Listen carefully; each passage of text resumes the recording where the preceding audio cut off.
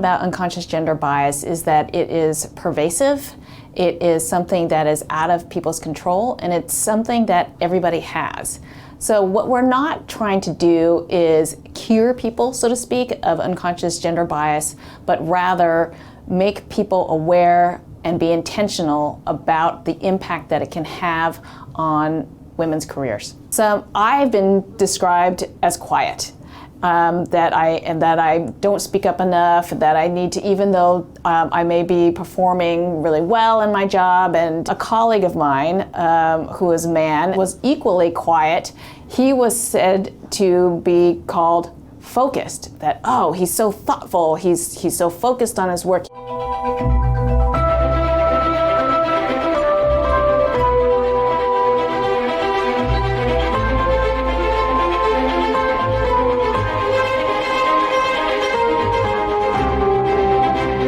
Man in my office felt as though my tone was off-putting and abrasive. I really felt as though it was important to be liked in my job, and so I really took it to heart. And I started to change the way that I spoke to people, but it didn't feel natural. My natural way is to actually be certain and to be confident and to be very clear on what I expect from people. The Catalyst research has found that it's even harder for women of color.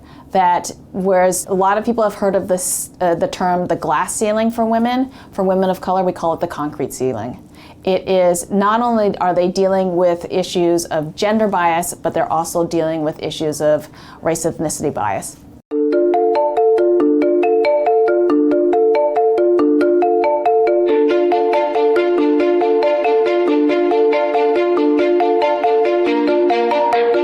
There's a lot of research out there that shows that even when women and men negotiate at equal rates and in the same way, women are penalized because she is perceived as being too aggressive or asking too much.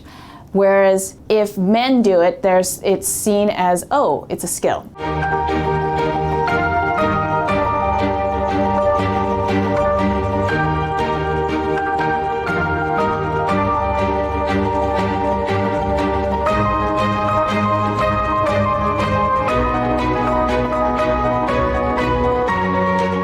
The example that I like to give is in terms of recruiting. Look at the pools that you're putting your job application and the job description in. If you look at the skills versus the experience, you can go to different industries that aren't as male dominated and find more women. Those who are doing the evaluations of the candidates has to be diverse as well, because what our research has found and what other research has found is like likes like.